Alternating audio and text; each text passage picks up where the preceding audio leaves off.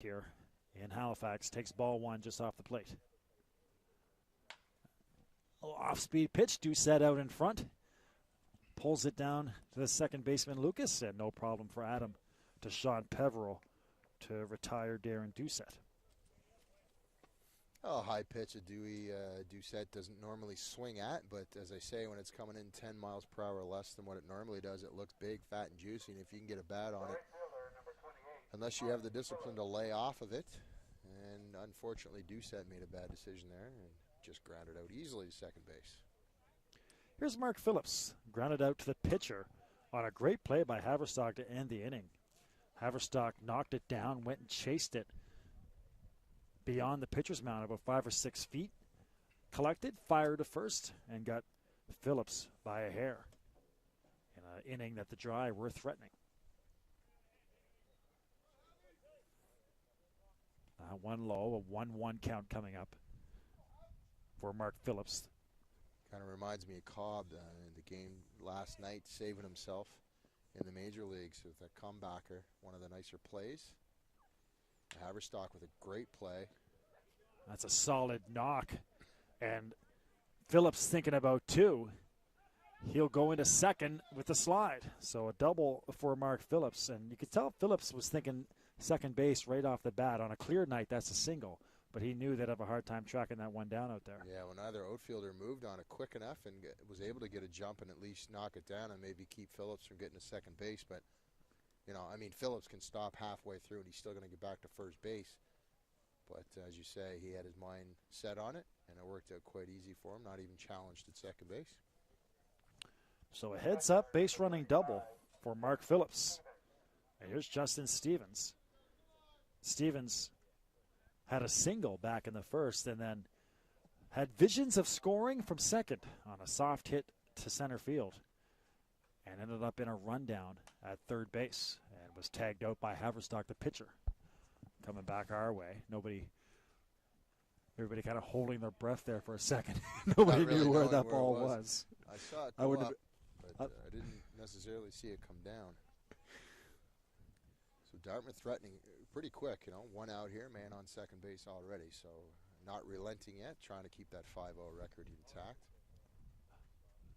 Curveball. Stevens gets under it. It's in the air to left field. That might be out of here, Betsy. No, off the wall, off the fence, and from the track throwing it in is Davey standing up, or scoring standing up, sorry. Getting rained on is here. Mark Phillips. So they'll tie the game here. Phillips will score on the RBI double by Justin Stevens. Curveball thrown out over the plate. Might have been a slider, but nonetheless, it was knee high, and that looks fat and juicy.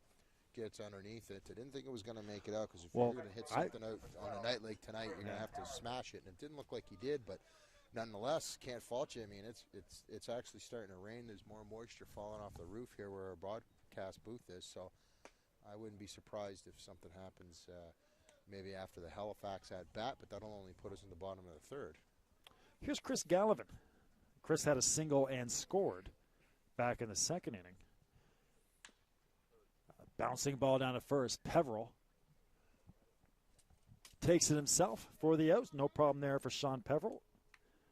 So a ground out to Peveril for Gallivan. That's the second out into the inning. Matt Harding will come up to bat with Justin Stevens down at third base.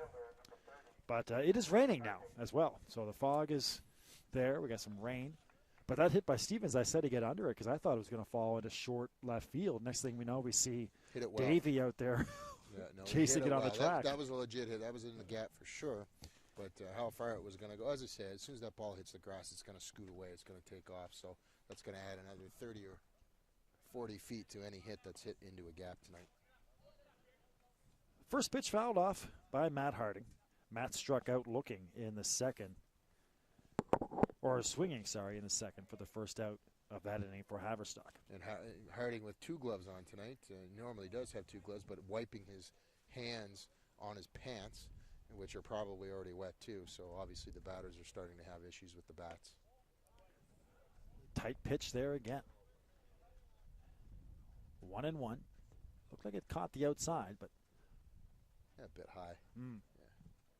So 1-1. Runner at third.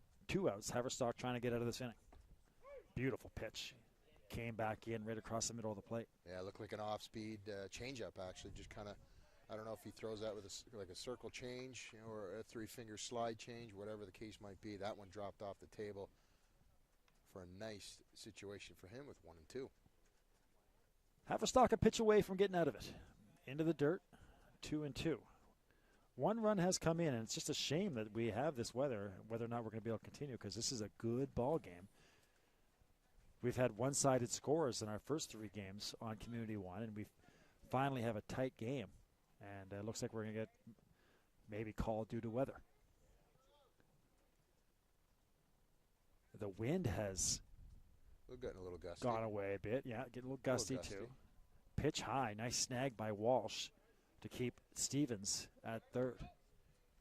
Well, payoff pitch. Obviously, Stevens isn't going to be going here because he is on third base, but he's going to go on contact. But a big point here. It's all tied up 3-3, so could be a 4-3 situation here for Dartmouth with a hit. The full count pitch. And gas on the outside part of the plate, and just missing was Matt Harding. What a pitch there by Haverstock. That's the second strikeout of the game.